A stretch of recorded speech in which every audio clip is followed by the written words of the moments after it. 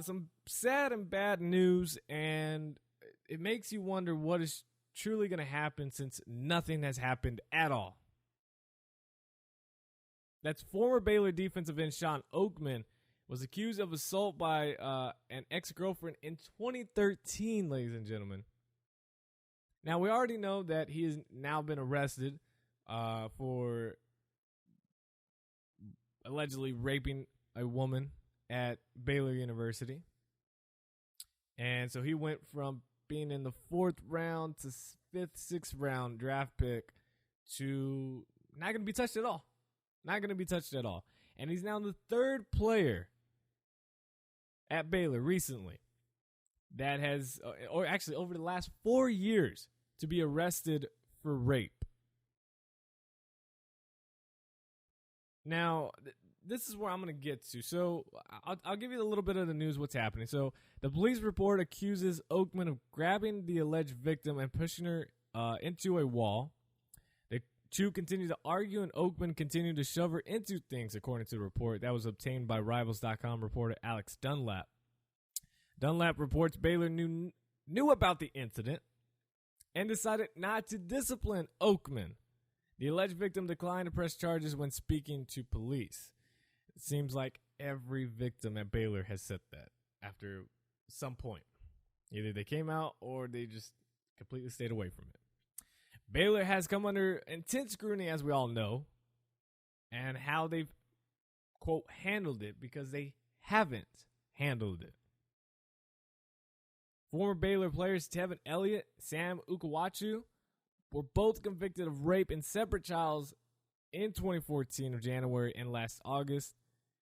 Baylor is currently the subject of a Title IX lawsuit regarding Elliott's case, with his victim accusing the school of being indifferent to her sexual assault claims. Ukawachu was cleared by the school investigation of any wrongdoing before his conviction in court. This is what I'm getting to. 3 of the last 4 years, or excuse me, a 3rd player in the last 4 years have been arrested for rape. So how come we make a huge issue on schools paying athletes, for recruits to come to the school? And SMU, back in the day, if you haven't seen the Pony Express by ESPN 30 for 30, you're missing out. It shows you, and if you read up on it more, there's tons of books out there. There's tons of stuff to read about. And if you're able to talk to someone who was around, like thankfully my dad worked for the Dallas Morning News and Times Herald, during all of this was happening. So he got all of the good stuff. And so I was able to hear it all. And SMU gets hit with the death penalty because they paid high school athletes to come to the school to play football for them. The death penalty for that. Penn State gets almost a death penalty, and it really did hurt them when the school was punished because they knew about the incident with Jerry Sandusky raping those little kids and did nothing about it. And they got hit pretty hard. But we haven't seen anything from the NCAA talking about Baylor's situation, about multiple athletes, student athletes, raping other women or assaulting them, both, and nothing has happened. Nothing has happened other than we're looking into it. Oh, we've hired another worker for our Title IX. Oh, we've invested $2 million to help. What is that? That does absolutely nothing for what has happened. You didn't do anything to these players, and you're letting it go like, we'll learn next time. I mean, how could any parent feel comfortable about their student, mostly their daughter, going to Baylor? And even though I'm a TCU fan and I like to joke on Baylor, Baylor is really a good school, academic wise. It is a very good school. So for you to, if you're a parent, how would you feel telling your daughter if she wanted to go to Baylor because of a certain academic course or whatever major, and you're telling her I just don't feel comfortable with you going there because of what has happened. And obviously, these happen around every school. And it's sad, but it does happen. But for a school not to do anything about it, and if anything they do is put the victim down more, they kick them out of school while the student athlete continues to play, there's a huge issue. And the NCAA and nobody, no administrative has done anything about this. Why is it?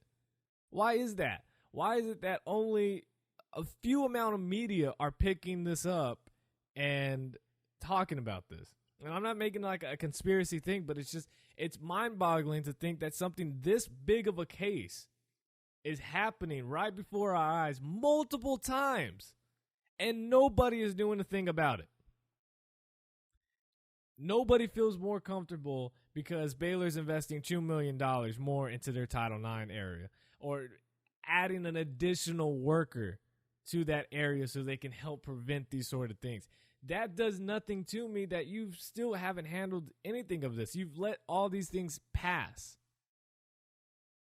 And nobody has said, all right, look, we have a serious deal happening here. We have a serious case here. We are going to work at. Nobody's made a professional statement about this, even if it's, just throwing it out there. Nobody has. And this is happening.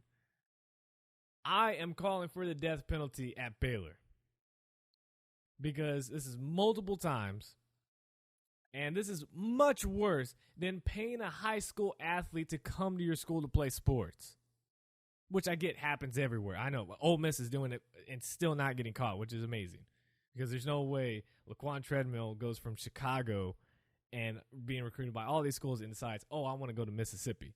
That doesn't happen, ladies and gentlemen. But anyways, that's a different story. I'm calling for the death penalty on Baylor. It has to happen. If you look at the other cases, again, SMU, paying high school athletes to come to their school, death penalty. They go to Penn State, and they knew about a rape to little boys, did nothing about it, almost a death penalty. Baylor, multiple rapes, multiple players in a short time span, has done nothing about it, knew about it, and did nothing about it. Death penalty. There is no ifs, ands, or buts. This is no more, we need to look into it. We still have more evidence we got to look into. This has already happened, and nothing else is happening. There's no punishment. Are we allowing this to be okay? I mean, I want to hear someone else's comments to say, oh, yeah, we think this is okay, and this is why they shouldn't get the death penalty. I mean, it's mind-boggling. It really is. It truly, truly is.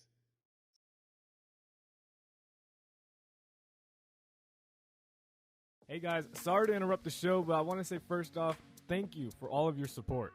Without you, I'd just be some guy talking into a microphone. And I got some amazing news. I recently joined Patreon. And in case you're wondering, Patreon is an amazing way for you to earn some sweet rewards by supporting the Short Sports Show. I promise you, you will love the perks, and your support will help build this show. Go to www.patreon.com/theshortsportshow and view the amazing rewards you would get directly from me to you by donating to the show. The link is in the description, so when you have some time, check it out. And again, thank you for listening and supporting the Short Sports Show.